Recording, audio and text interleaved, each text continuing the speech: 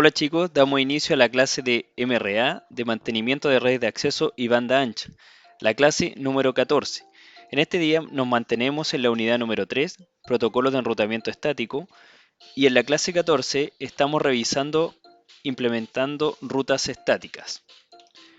El objetivo de la clase es configurar las rutas estáticas en IP versión 4 e IP versión 6, configurar servicios de red y verificar funcionamiento de red y de servicio. Específicamente este día vamos a ver FTP.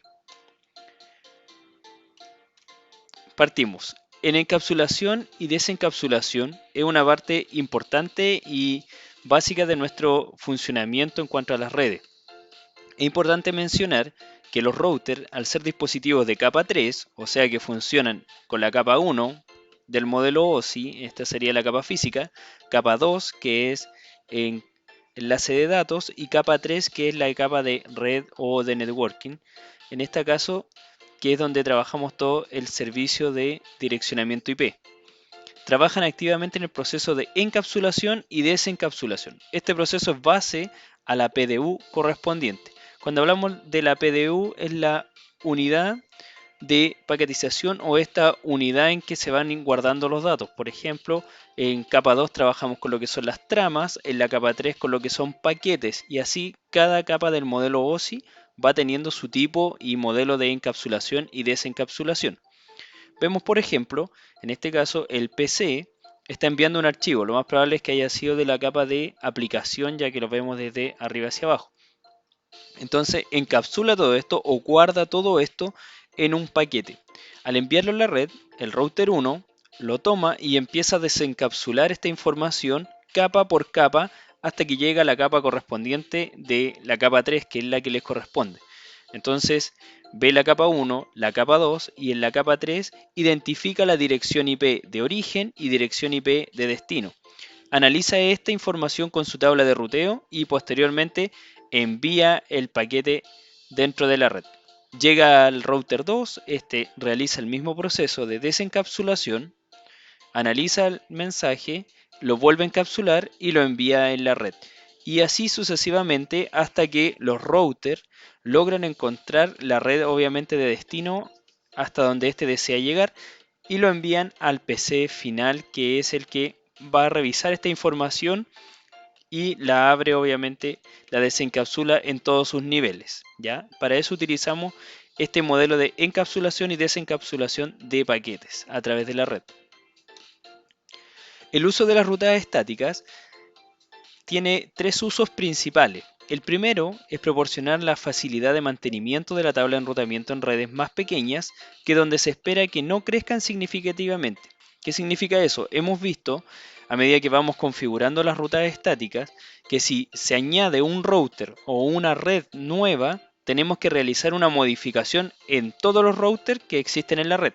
Por lo tanto, cuando los routers empiezan a crecer en cantidad 20, 30 o las redes empiezan a sumarse, esto ya se empieza a hacer demasiado complejo para el administrador de red llevar este tipo de topología y actualizarla en cada uno de los routers. Es por eso que esto se considera un enrutamiento muy bueno para pequeñas redes. Punto 2. Enrutamiento hacia y desde las redes aisladas. Una red de conexión única es una red de acceso por una sola ruta y el router no tiene otros vecinos. Aquí también consideramos que es muy bueno el tema de las rutas estáticas, o sea, cuando tenemos un router que su único salto va a ser el router siguiente, el único que tiene conectado, entonces las rutas estáticas también se ven muy bien en este tipo de topologías. Y por último, el uso de una única ruta predeterminada para representar una ruta de acceso a cualquier red que no tiene una coincidencia. Y aquí estamos hablando de las rutas por defecto o las rutas por default, ¿ya? Que son las 000, las cuales involucran todos los tipos de redes y todas las máscaras, y enviando esta información a todo lo que el router no conoce o no tiene una red a la cual retransmitir esta información. La configuración de la ruta estática en IP versión 4, como la hemos ido revisando en los ejercicios anteriores, nos muestra cómo configurar una ruta estática para una red de datos bajo un direccionamiento en IP versión 4. Recordar que la configuración tiene que ser tanto de ida como de vuelta. Esto es importante. Nosotros configuramos desde el origen o desde el router en este caso para que conozca las rutas lejanas o que no se encuentran cerca directamente conectadas a él, pero también el router siguiente tiene que tener una ruta para poder volver o conocer mi ruta, y de esta forma los paquetes tienen un mensaje de ida y de vuelta. En este caso, por ejemplo, nos están dando un ejemplo de cómo el router 1, con el comando iproute, que es el comando para las rutas estáticas, define la red 172.16.1.0, que corresponde a la red LAN del router 2, ¿ya? Máscara 24, e indica que lo va a enviar por su interfaz de salida, la giga 01, y la dirección IP del siguiente salto, la 172.16.2.2. Esto nos da a entender de que esta ruta es una ruta completamente especificada. ¿Por qué? Porque nos especifica la interfaz de salida y adicionalmente colocamos la información de la IP del siguiente salto. Por lo tanto, es una ruta completa, una ruta estática completamente especificada. Más adelante coloqué un slide específico para revisar estos distintos tipos de ruta que tenemos. En IPv 6 ocurre algo similar. A continuación se muestra también cómo configurar una ruta estática en una red de datos bajo el direccionamiento de IPv 6. ¿Ya? Tanto el protocolo IPv 4 como IPv 6 van a funcionar de manera independiente entre ellos. ¿Ya? Yo puedo tener ambos direccionamientos configurados. Sin embargo, cuando emita paquetes en IPv 4 va a funcionar este tipo de protocolo, y cuando lo realice con IPv 6 va a funcionar el protocolo IPv 6. Lo que quiere decir la configuración de sus enrutamientos se deben realizar por separado también para garantizar el funcionamiento del dual stack. Dual stack es cuando trabajamos con IPv 4 e IPv 6 dentro de la misma red, o sea, con los dos protocolos de red funcionando de forma simultánea. Ocurre lo mismo que en IPv 4, tenemos que realizar las rutas que no conocemos, las que no tenemos directamente conectadas. Especificamos con el comando IPv 6 route la dirección IP de red que queremos llegar, slash el prefijo de red al cual queremos acceder, ¿ya? Y en este caso nos muestra una ruta estática conectada directamente, ya que nos indica cómo podemos salir por la interfaz serial que se dirige hacia estos lugares de estas rutas. Importantísimo, cuando trabajamos con IPv 6 tenemos que habilitar el servicio de IPv 6, ¿ya? Dentro del router. Eso lo hacemos en el modo de configuración global con el comando IPv 6 Unicast Routing. No olvidar esto, es muy importante, ya que sin esto el servicio de IPv 6 en este minuto quedaría abajo. Los servicios que requieren enrutamiento estático son variados, ¿ya? En muchos casos se requiere implementar rutas estáticas muy específicas. Por ejemplo, en esta imagen se presenta la necesidad de que los usuarios de la red de contabilidad puedan acceder a la base de datos remota. Para ambas redes es posible implementar este tipo de ruta en ambos sentidos, y es por eso que se nos da un ejemplo. Por ejemplo, la red general debe llegar entonces a estos dos servicios, pero la red de contabilidad o la red general debe llegar solamente a la intranet, mientras que la red de contabilidad debe llegar a la intranet y también a la base de datos de contabilidad. Y aquí utilizamos obviamente estos servicios para disponer de estas rutas o de estas redes únicamente a los servicios que nosotros queremos que se puedan acceder. Resumen de las rutas estáticas. En este caso hice un resumen de las 4 tipos de rutas que vamos a ver y vamos a conocer. La primera ruta estática recursiva, que es una de las que hemos analizado, que es aquel que tiene una doble revisión de direccionamiento IP. ¿Cómo está la estructura o la sintaxis de esta ruta? Es el comando iproute, espacio, la red de destino, espacio, la máscara de destino. Y aquí vamos viendo el comando como un ejemplo, ¿ya? Y por último, las conocemos las rutas recursivas porque son aquellas que en la parte final tienen la dirección IP del siguiente salto o del router al que estamos directamente conectados. Esta sería una ruta estática recursiva. En IPv 6 es similar, cambia la introducción, o sea, lo que antes hacíamos con IP route, ahora es IP versión 6 route, la red de destino también, ¿ya? Slash el prefijo de destino, o el prefijo de esa red, y por último también la dirección IP versión 6 del siguiente salto. Entonces todas las rutas recursivas siempre vamos a saber que son las que después de la red de destino a la que nosotros queremos llegar van a llevar la dirección IP del siguiente salto, ya sea en IP versión 4 o IP versión 6. Segundo tipo de red, la ruta estática directamente conectada. La ruta estática directamente conectada también especifica IP route, la red de destino, la máscara de destino, pero termina con la interfaz de salida. O sea, aquí lo que antes hacíamos con la dirección IP, ahora lo hacemos con la interfaz por donde sale esta información o la interfaz de salida. Lo mismo pasa con IP versión 6. El comando cambia a IPv6 route, red de destino, slash el prefijo, y también se coloca la interfaz de salida. Entonces estas son las dos primeras rutas estáticas que vamos a ver y que son las más comunes, la recursiva y directamente conectada. También tenemos una ruta estática completamente especificada.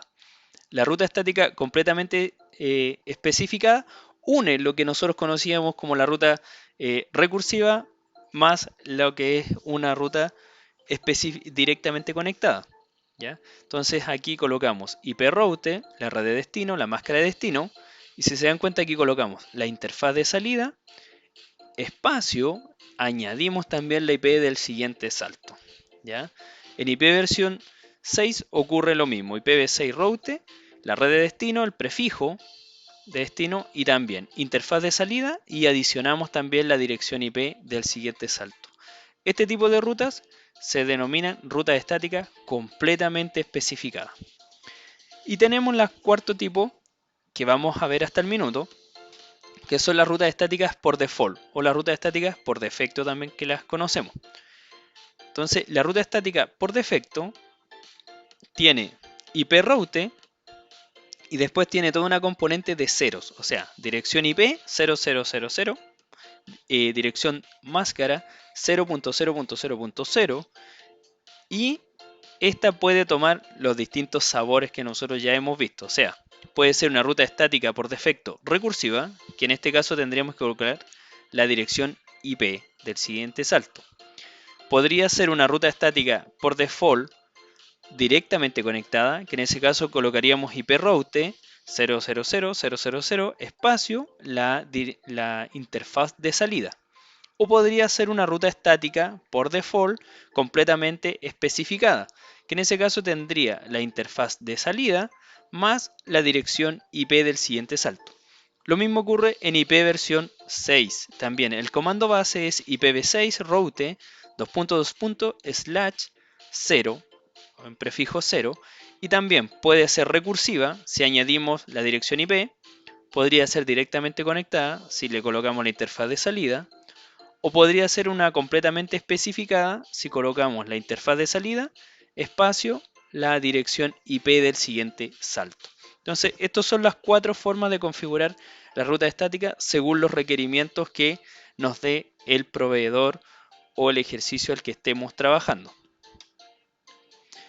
Y como les comentaba, íbamos a revisar lo que es el protocolo FTP, ¿ya? El protocolo de transferencia de archivos. Este protocolo es de la capa de aplicación. Se utiliza comúnmente para transferir, obviamente, archivos. El protocolo FTP se desarrolló para permitir la transferencia de datos entre un cliente y un servidor. Un cliente FTP es una aplicación que se ejecuta en una computadora cliente y se utiliza para insertar y extraer datos desde un servidor. Lo ocupamos muchísimo en la red nosotros, sobre todo los del área de redes y telecomunicaciones, para subir imágenes de dispositivos, archivos de configuración, carpetas con datos, imágenes, videos y todo tipo de datos que ustedes quisieran almacenar lo puede utilizar. También se ocupa mucho en el nivel de empresas debido a que esto me permite tener un repositorio de toda la información dentro de mi red sin que tenga que esta salir a una red remota o distinta. Como se muestra en la figura, para transferir datos correctamente, FTP requiere dos conexiones entre el cliente y el servidor. Uno para los comandos y la respuesta y otra para la transferencia de archivo propiamente dicha. De ahí vamos a revisar estas imágenes de servidores. El cliente establece la primera conexión al servidor para el tráfico de control por medio del puerto 21, que está constituido por los comandos, y el cliente establece esta segunda conexión al servidor para la transferencia de datos con los puertos 20. Por lo tanto, FTP utiliza el puerto 20 y el puerto 21 para realizar la transferencia de archivos dentro de la red. ¿Ya? ¿Cómo lo configuramos? ¿Ya? Y esto es lo que vamos a analizar dentro de este día. Primero hay que hacer clic obviamente en el servidor. Hoy día lo vamos a revisar como una parte práctica dentro de Packet Tracer y esperamos obviamente a futuro poder realizarlo con un Windows Server 2012 o 2016 para verlo como un servicio. Entonces ingresamos al servidor, habilitamos lo que es el servicio o entramos a los servicios, buscamos FTP, activamos el servicio de FTP, ¿ya? En la parte vamos a ver que ahí aparece un on y un off. Ingresamos al user setup y dentro de esta parte nos solicita crear los usuarios, ¿ya? Entonces aquí nosotros creamos el usuario, le damos una contraseña y por último aplicamos los permisos que nosotros queremos habilitar o de entregar a este usuario. A nivel de permisos tenemos 5 tipos de permisos. El de escritura, write, lectura, read, el de eliminar archivos, delete, el de renombrar los archivos, rename, y el de listar los archivos correspondientes. Cuando se nos indica que debemos tener un permiso total, nosotros tenemos que habilitar todos estos permisos que tiene este dispositivo. Aquí vemos una ventana de configuración con el ejemplo de Packet Tracer. Entonces, como nos indica, vamos a servicios, buscamos en el lado izquierdo todos los servicios, FTP, habilitamos el servicio y en esta parte de User Setup es donde nosotros configuramos usuario, password y indicamos los permisos que este va a tener. Una vez que tengamos esta parte configurada, aplicamos agregar y este usuario se agregará. Si queremos eliminar alguno, lo seleccionamos y aplicamos remover para eliminarlos de la red.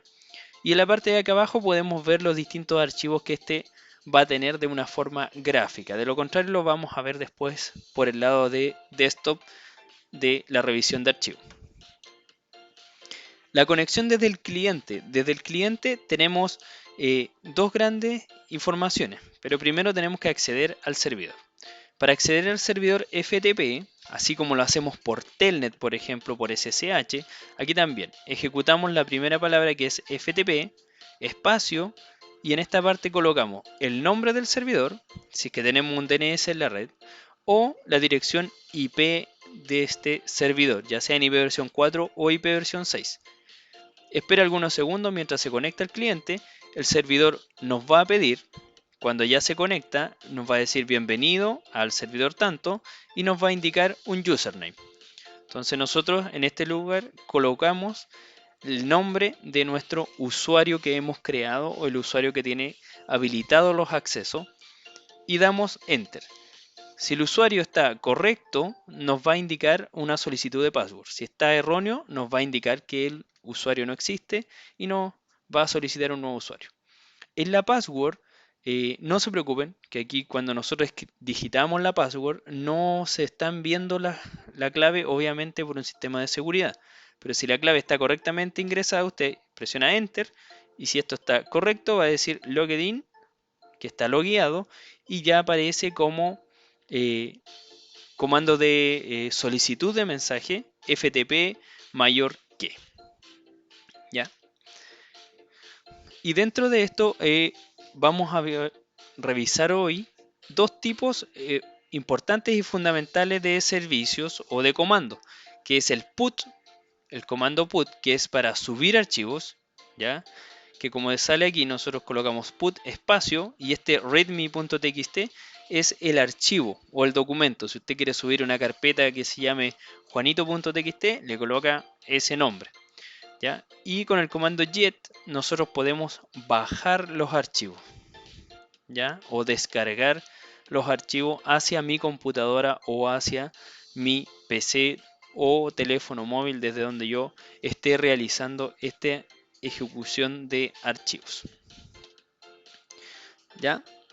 Y aquí hay un pequeño ejercicio que le dejamos para que usted lo pueda desarrollar, pero ahora vamos a revisar la parte práctica del servidor FTP. Entonces vamos a nuestro ejercicio. Acá el ejercicio prediseñado que les creé para poder configurar, tenemos a nivel LAN la dirección IP 192.168.0.0 máscara 24, donde el PC tiene la punto 5, ¿ya? Y tenemos por el lado WAN, por decirlo de una manera, el servidor FTP con la dirección IP 272.18.5. Entonces, lo primero que voy a validar en este minuto es que obviamente estemos llegando al servidor con el comando ping 272.18.5. Y a nivel de IP versión 4 estamos llegando al servidor. Entonces ahora vamos a ejecutar lo que se nos pidió o cómo se configura este servidor. Entonces ingresamos al servidor. Nos vamos a la pestaña de servicios. En servicio, en el lado izquierdo, buscamos lo que es el FTP. En FTP, lo primero es habilitar el servicio. En off está deshabilitado y en on habilitado. Lo habilitamos y colocamos el usuario. ¿Ya? En este caso va a ser admin para el tema de prueba y la clave va a ser admin 123. ¿Ya? Recuerden que la A la vamos a dejar las dos mayúsculas y le vamos a dar permiso total a nuestro usuario. Entonces, admin de usuario, admin 123 de password y lo agregamos, ¿ya? Entonces aquí vemos que nuestro usuario ya está creado y tiene obviamente todos los permisos disponibles, ¿ya? Vamos entonces a nuestro PC desde desktop, command prompt, ¿ya? Y vamos a ejecutar. Entonces sería ftp espacio la dirección IP o el nombre. En este caso lo vamos a alcanzar por dirección IP. Nos exige un usuario, colocamos admin y nos pide la password, admin 123. Vemos que aquí ya estamos dentro del servidor. Si yo hago un dir, me permita listar o ver los archivos que están dentro del servidor, ¿ya? Y por ejemplo, nosotros decíamos que queremos descargar un archivo. Por ejemplo, vamos a descargar este archivo.